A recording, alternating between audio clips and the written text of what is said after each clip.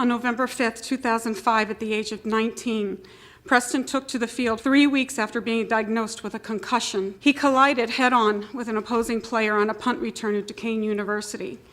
He was briefly knocked unconscious, awoke, was combative for a few minutes, and then lapsed into a coma. I normally do not like to have hearings just for the sake of having hearings, and in all honesty, that was my intention when we first decided to have hearings on concussions. I thought we would have 1 or 2 bills.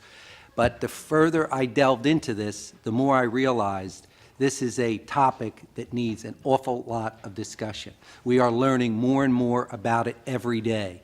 And the thing that's most distressing to me as I was doing the research is how often kids simply either don't recognize it or don't report it.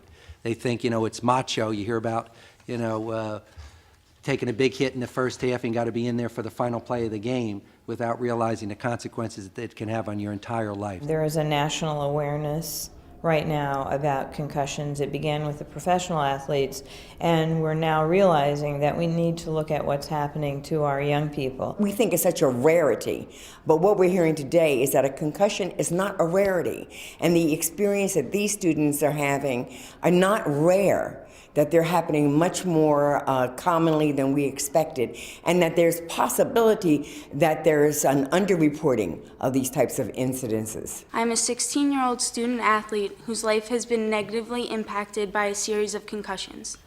I have had not 1, not 2, but 11 concussions. We were led to believe that each concussion was a standalone incident.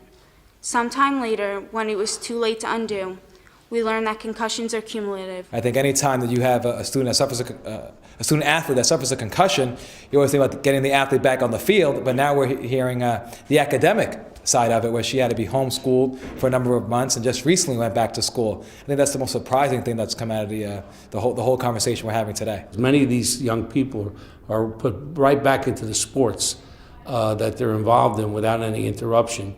It needs to be some real closer look at when these kids are injured, the kind of treatment that they need, and the fact that maybe in some cases they have to be removed from the activity permanently. We need, just as we educate parents about getting shots for measles and whooping cough and things of that sort, we have to also educate them about concussions. Up to this point, I think there should be something, legislation coming out of this committee to say to the coaches and to our high schools, our elementary schools, that we need to take a closer look. We need to pay attention, and we need to be focused on what is happening.